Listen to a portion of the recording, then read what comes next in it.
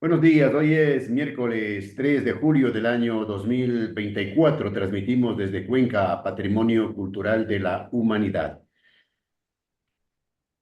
Las calles empiezan a calentarse a nivel nacional para conocer algunos detalles y la posición de las organizaciones sociales, gremiales. Saludamos a la licenciada Isabel Vargas, secretaria técnica del Frente Unitario de Trabajadores y expresidente de la Unión Nacional de Educadores.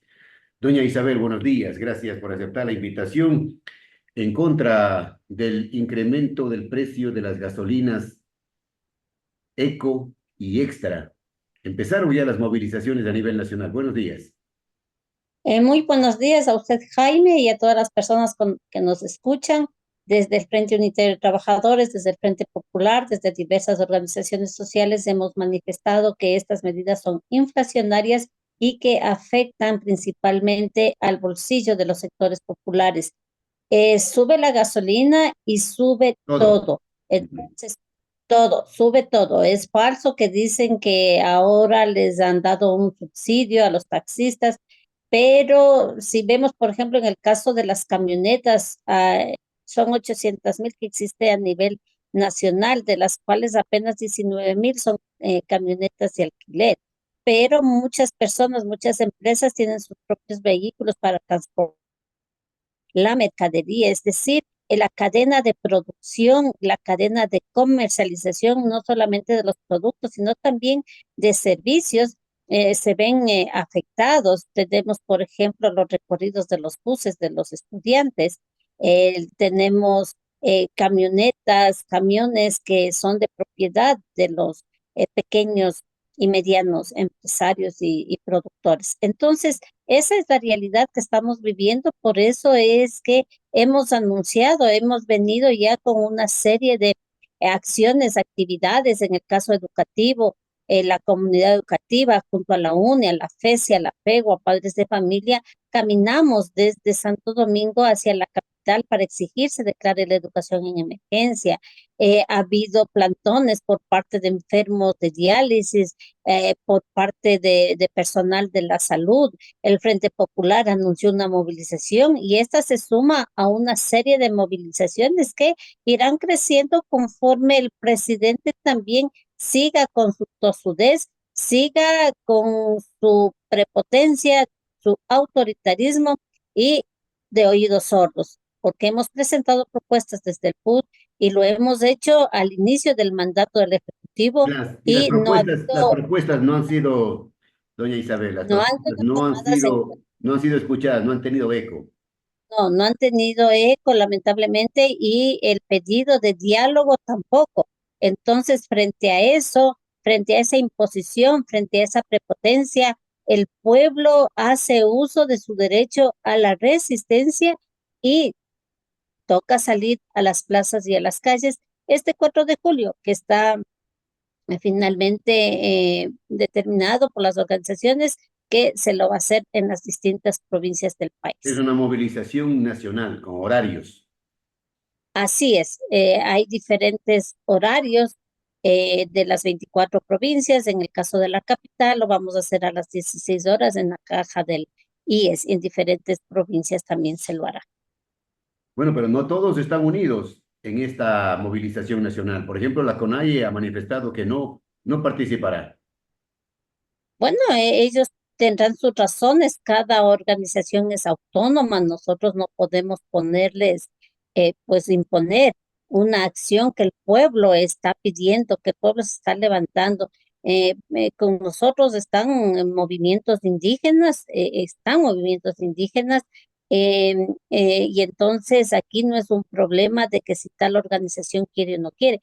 Aquí estamos levantando la voz las personas, las organizaciones que sentimos y estamos junto al pueblo. Para eso nos eligieron en nuestras organizaciones, justamente para la defensa, y nosotros Así ya es. lo hemos Ya. logrado, hemos entregado propuestas, es decir, no es que vamos a estar 2 horas en un plantón, no, esto es un trabajo diario, es un trabajo que lo hemos hecho desde el mandato desde que el 24 de mayo, en donde la siguiente semana enviamos propuestas, enviamos solicitud para el diálogo y hemos venido levantando las acciones, levantando nuestra voz a través del diálogo, a través de las diferentes entrevistas, ruedas de prensa, pero frente a esa tosudez, los que realmente vemos cómo el pueblo cada vez se va muriendo de hambre, son 200.000 pobres que pasan a la extrema pobreza y quedarse con los brazos cruzados, es decir, que no quieren salir a las calles por un cálculo electoral. Eso es realmente, el pueblo lo va a determinar, ¿no? El pueblo lo juzgará como quien nosotros decimos, pero como maestra, a mí sí me indigna que 75.000 niños, niñas y adolescentes no regresaron a estudiar, por ejemplo, y hay una noticia que la policía determina cómo es que se está reclutando a las bandas organizadas. El INEC dice que el 34% hasta el año 2023 niños trabajaban en la calle y que ese porcentaje subió al 37% en el 2024. La ola migratoria, es decir, aquí si queremos realmente combatir la inseguridad, combatir a los grupos delincuenciales organizados, hay que empezar pagando la deuda social, generando empleo, porque para Pagando, muchos de esos pagando la deuda social, pero no la deuda niños, externa, pues pues. en vez de la deuda externa hay que pagar la deuda social, porque fíjese que para muchos niños la única opción de tener un alimento es estar ahí en esas bandas, lamentablemente, y ellos tienen escuelas, escuelas para sicarios. ¿Qué está haciendo la policía para combatir? Nos han elevado el IVA, pero ese porcentaje, ese dinero que se ha recaudado, está a la vista que se pagó la deuda externa y no se está invirtiendo para seguridad. Se ha dicho, inclusive, se aprobó que las Fuerzas Armadas nos cuiden, pero ¿cómo están las Fuerzas Armadas con ahora un escándalo del asesinato de una mujer militar dentro de un cuartel? Y en la cárcel de la Tacunga indican que son ahora los militares que ingresan las armas. Entonces, Eso más esto todavía. va desde la dirección, esto va desde arriba. ¿Qué pasó Podrido, con los ¿no? narcogenerales? ¿Dónde están los peces gordos? Eso no existe. Todo está podrido. Todo está podrido, por lo tanto, este gobierno que está favoreciendo a las grandes empresas en detrimento de los derechos de los sectores populares, pues al no hacer caso, pues nos tendrá en las plazas y en las calles. Bueno, han sido dos golpes contundentes al bolsillo del pueblo ecuatoriano, el incremento del IVA del 13 al 15% y ahora el incremento de los combustibles que más se utilizan, los del pueblo, la eco y extra. Y la gente se pregunta, ¿y a dónde vamos a parar? Bueno, vamos a seguir aumentando la pobreza extrema y eso significa caldo de cultivo para que nuestros niños, niñas, jóvenes sean captados por estas bandas organizadas o para que nuestros familiares migren. Entonces, sí, es una situación muy preocupante y se nos viene más, porque la carta de intención que firmó el presidente de la República no solamente tiene que ver con la elevación del precio de la Hay más gasolina, medidas. que de paso se ha demostrado que los subsidios no llegan a los 4.500 millones, como dice el presidente de la República, sino que hasta el año 2021 más bien nos dejó créditos, réditos, utilidades para el Ecuador y que en este año, en el 2023, apenas fueron 200 millones que se puso para cubrir el punto de equilibrio del precio de los combustibles. Entonces, realmente elevar esa medida al pueblo ecuatoriano, por otro lado, con ese sucio pacto político que ellos mismos le han denominado y tienen razón de decirle sucio, porque son esos sucios los que incrementaron el IVA y también son esos sucios quienes perdonaron a 2.500, perdón, 2.500 millones de dólares de los empresarios morosos, de los irresponsables que no le pagan al SRI. Y en esta carta de intención, lo que se pretende es que se mantenga el IVA en el 15%. También habla de la elevación del gas, del diésel. Se habla también de la elevación de los intereses en la banca. También se habla de la famosa optimización del gasto público y en donde dice que se optimizará no solamente en el personal, sino también en la prestación de servicios. Bueno, en un año electoral, dicen algunos analistas, en un año electoral que el presidente Noboa haya tomado semejante decisión, semejante medida en contra de la economía del pueblo ecuatoriano, realmente es un suicidio. Bueno, el presidente de la República, él piensa que tiene un arma contundente que es la comunicación y piensa que con sus TikToks va a convencer al pueblo ecuatoriano. Pero Bueno, el pueblo no come TikToks, pues. El pueblo no come así es, TikToks. justo iba a decir eso, el pueblo no come TikToks y el pueblo le dijo ya en las urnas que es una manera también de protestar y que también le demostró al presidente de la República que no come TikToks ni cuentos, es que en la consulta popular le dijeron no a la pregunta D y no a la pregunta E, Claro, que está también en la carta de intención, dentro de los compromisos que ellos tienen con su círculo de empresarios y también con el Fondo Monetario Internacional. claro. Por esta razón es necesario ir a las calles, pero también hay una lucha que es esa lucha en las urnas y que sí le hacemos un llamado al pueblo ecuatoriano que si votamos por los mismos de siempre, vamos a tener estos resultados de siempre.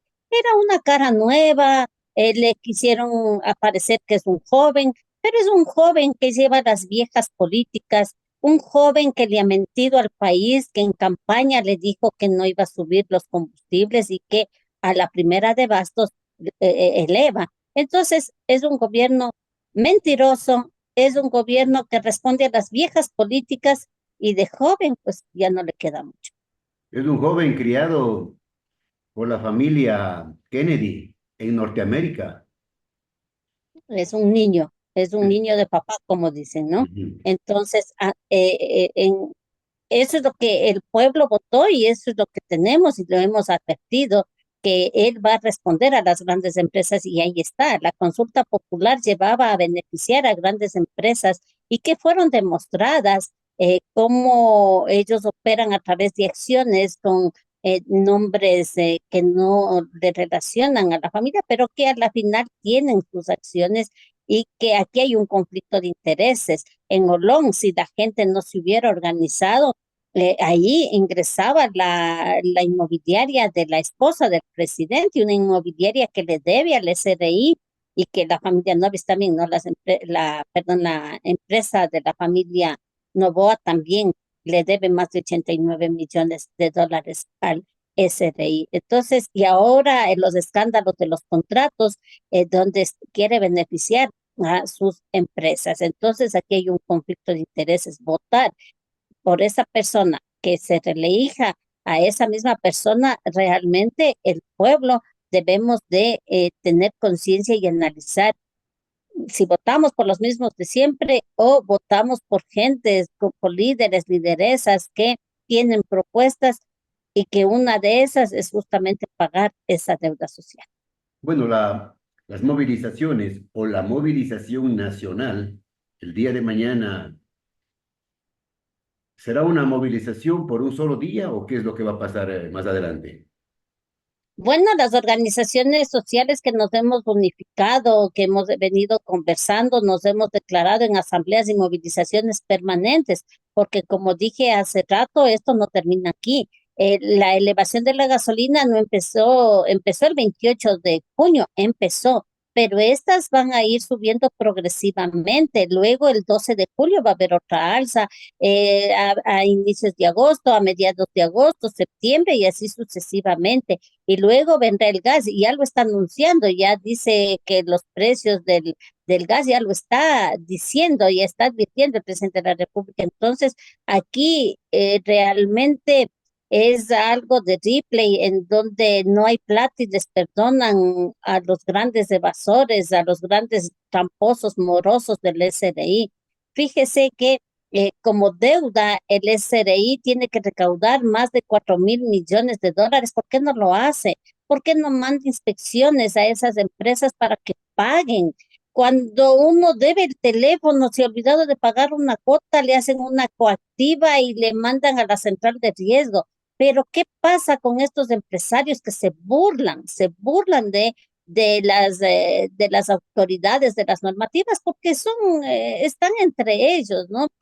Nosotros decíamos que por qué no hay inspecciones para que se evite la evasión y elusión de los impuestos, son 7.000 millones. Y otra de las cosas que nosotros, a propósito del tema de las gasolinas, se habla y se dice que, ay, que el contrabando se lleva, ay, que los narcotraficantes se llevan. ¿Y qué gobierno ha hecho algo para evitar eso? Si ellos saben, si ellos conocen.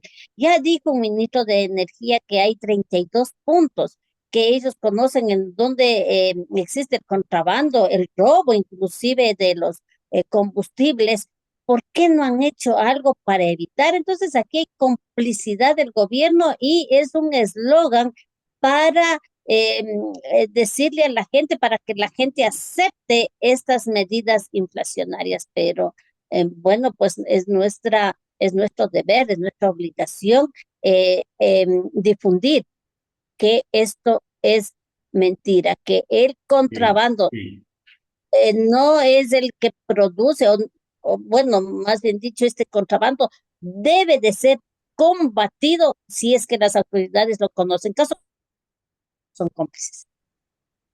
Bien, el SRI no cobra a los morosos, como usted bien señaló, no cobra a los morosos, pero tampoco devuelve el IVA a los jubilados y a las personas con discapacidad.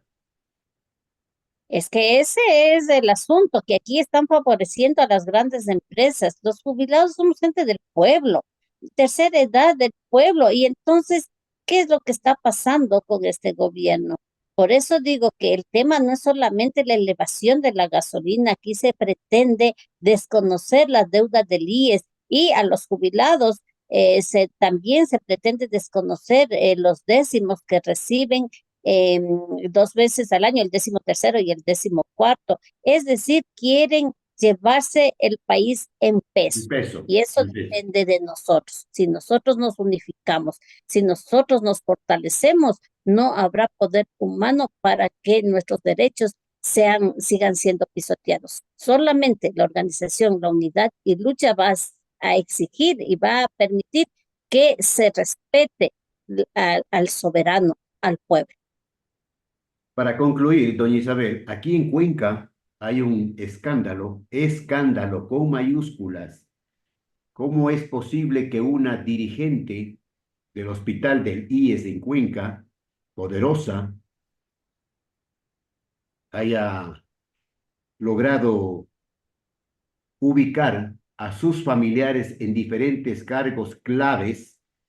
Y vaya usted a saber, de acuerdo a las denuncias que han circulado y que son públicas, cómo ha incrementado su patrimonio y los negocios que tiene, mientras los afiliados no tienen un medicamento, no son atendidos, se manipula hasta el sistema, dicen. Bueno, aquí hay complicidad también. Aquí hay complicidad de las autoridades porque ha habido ya denuncias y pues son justamente y no se ha hecho absolutamente nada con las denuncias anteriores. Ahora finalmente se le está haciendo un seguimiento y nosotros tenemos que hacer un combate a la corrupción. Y justamente esta asociación, este sindicato, es el que apoyó a Richard Gómez para que ilegalmente esté representando a los trabajadores. Y digo ilegalmente porque ellos no cumplieron con los requisitos que la ley determina para el representante de los trabajadores vaya al Consejo Directivo del IES. Sin embargo, con 3 sentencias de un juez que está nombrado en el caso Purga, que está nombrado en el caso, en los casos que se están haciendo, están siendo investigados por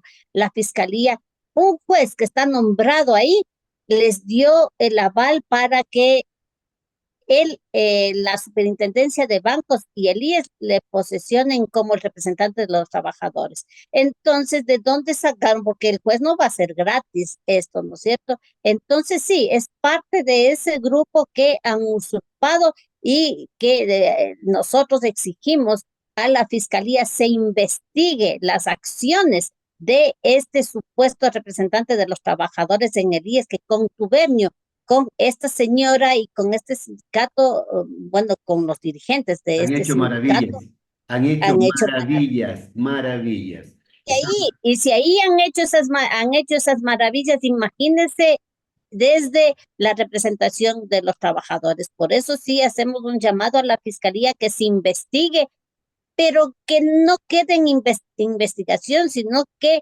estos casos tienen que eh, llegar hasta el final. Tiene que haber el derecho a la repetición, que se devuelvan los dineros robados y que vayan a la cárcel los corruptos, los que le están saqueando al IES, los mandos medios y Han también manejado, los han poderes de venido turno. manejando los poderosos, un grupillo, han venido manejando al Hospital del IES como empresa privada en su propio beneficio, con la complicidad de los que han pasado por allí, llámese directores, de administrativos, de talento humano, como quiera.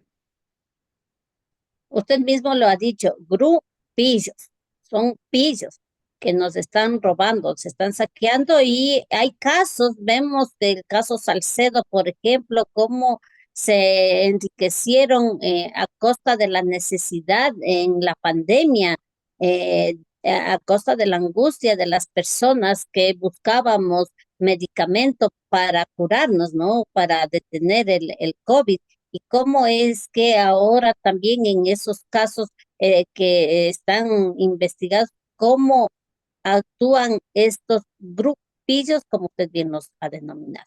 Bien, gracias a doña Isabel Vargas, secretaria técnica del Frente Unitario de Trabajadores y expresidente de la Unión Nacional de Educadores. Volveremos pronto, doña Isabel, para seguir conversando.